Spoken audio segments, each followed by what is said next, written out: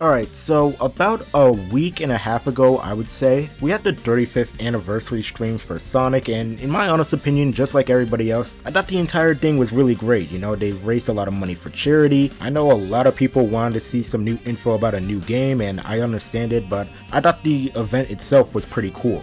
But as the live stream was going on, we got some brand new news about a brand new Sonic collection. And when I first heard this, I was really excited because I thought Sonic wasn't due for a new anniversary collection. It has been 4 years since Sonic Origins, and while that collection wasn't great, I'd figured they had learned their lesson and they would improve on the next one. So you can only imagine my disappointment when I found out that the new collection was a classic collection and a modern collection. What are the games featured? Well, for the classic collection, it's going to be Origins, Mania, and Superstars. Meanwhile, the modern collection is going to have Forces, Colors Ultimate, and Frontiers. And to top it off, this is only going to be available on the Switch. Now, I might get hate for this and some people may disagree, but I can't be the only one that thinks, at least for the modern collection, that this is the worst collection that Sonic has gotten in a while. At least in the classic collection, you're getting Sonic Mania, one of the best 2D platformers in the franchise, Sonic Origins, which while it is flawed, it's still a pretty good way to play the original games, and Superstars, which I know it has some issues, but it's still overall a pretty good 2D platformer. Now compare that to the modern collection. You are getting Sonic Forces, one of the worst 3D Sonic games of all time, Sonic Colors Ultimate, possibly the worst Sonic remaster of all time, and then lastly Sonic Frontiers, which it is a good game, but it's stuck on the Switch, the absolute worst version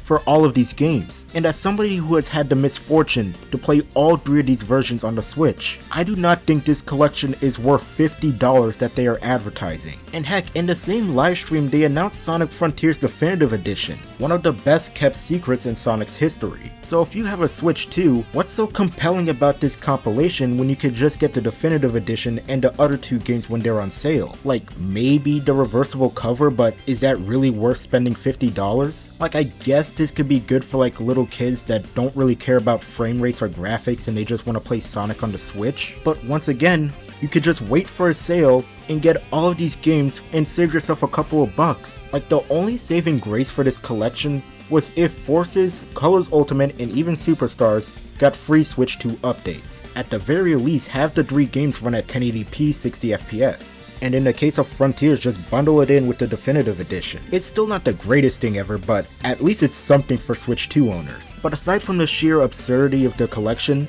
that is not the only reason why I am making this video. Because they gave us a classic collection. They gave us a modern collection. Why didn't they give us an adventure collection? People have been asking for something like this for years now. Now, in a few interviews, they've made it clear that they're not really interested in doing any type of remakes anytime soon, which is completely fine with me, but if you're not going to remaster them or remake them, at least give them a port on modern consoles. Like, you know how excited some people would be if you released a collection with Sonic Adventure DX, Adventure 2 Battle, and Heroes? And before you say it, yes, I know Sonic Adventure DX is not really a good port of the game. Like, if I remember correctly, they ported this game like multiple times, and with each port it just kept on getting worse and worse. So while I don't like it, I imagine for like newcomers to the series, especially with kids, they probably won't mind or really care all that much. Same thing with Adventure 2 Battle.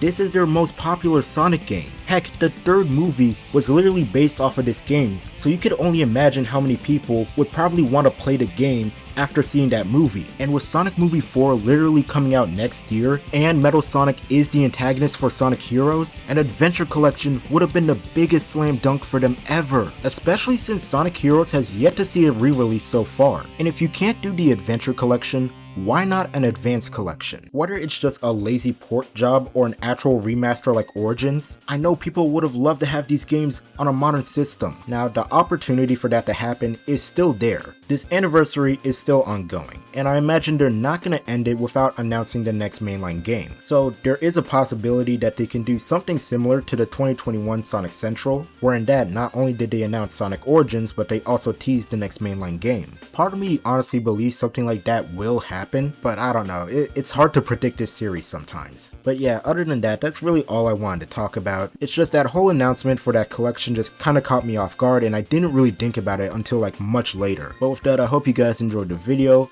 I hope you guys have a great day, and I'll see y'all next time.